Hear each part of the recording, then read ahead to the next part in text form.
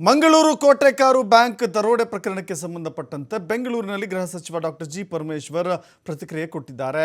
ದರೋಡೆಕೋರರು 6 ಜನ ಅಂತ ಸಸ್ಪೆಕ್ಟ್ ಮಾಡಿದ್ವಿ, 3 ಜನ ದರೋಡೆಕೋರರನ್ನು ಸೆರೆ ಹಿಡಿದಿದ್ದಾರೆ. ದರೋಡೆಕೋರರಿಂದ ಚಿನ್ನ, ಹಣವನ್ನು ರಿಕವರಿ ಮಾಡಲಾಗಿದೆ. ಬ್ಯಾಂಕ್ನಲ್ಲಿ ಏನೇನು ದರೋಡೆಯಾಗಿತ್ತೋ ಎಲ್ಲವೂ ರಿಕವರಿ ಆಗಿದೆ. ಇನ್ನಿಬ್ಬರು ದರೋಡೆಕೋರರು ತಪ್ಪಿಸಿಕೊಂಡಿದ್ದಾರೆ. ದರೋಡೆಕೋರರ ಪತ್ತೆ ಹಚ್ಚುವಂತ ಕಾರ್ಯವನ್ನು ಚುರುಕು ಮಾಡ್ತಾ ಇದ್ದೀವಿ ಅಂತ ಹೇಳಿ ಪರಮೇಶ್ವರ್ ಹೇಳಿದ್ದಾರೆ.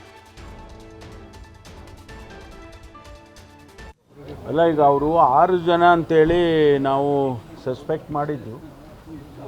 ಅದರಲ್ಲಿ 3 ಜನ ಈಗಾಗಲೇ ಸೆಕ್ಯೂರ್ ಮಾಡಿದ್ದಾರೆ. ಸುಮಾರು 10-11 ಕೋಟಿ ರೂಪಾಯಿಯಷ್ಟು ಬಂಗಾರ ಮತ್ತು ಹಣ ಎಲ್ಲವೂ ಕೂಡ ಕಂಪ್ಲೀಟ್ ಎಷ್ಟು ಹೋಗಿದೆ ಅಂತಿದ್ರೋ ಅದಷ್ಟನ್ನು ರಿಕವರಿ ಮಾಡಿದ್ದಾರೆ. ಮತ್ತು ಇನ್ನೂ ಇಬ್ಬರು ತಪ್ಪಿಸ್ಕೊಂಡಿದ್ದಾರೆ ಅಂದರೆ ಅದನ್ನು ಕೂಡ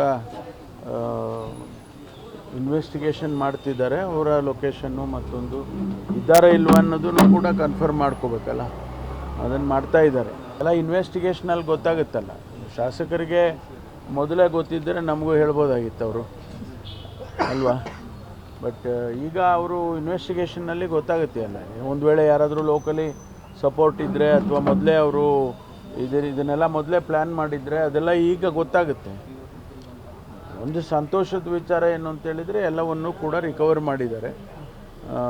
ಮುಂದಿನ ಕೇಸ್ಗಳು ಅದು ಎಲ್ಲ ನಡೆಯುತ್ತೆ. ಸರ್, ಬೀದರ್ದು ಏನಾಯ್ತು?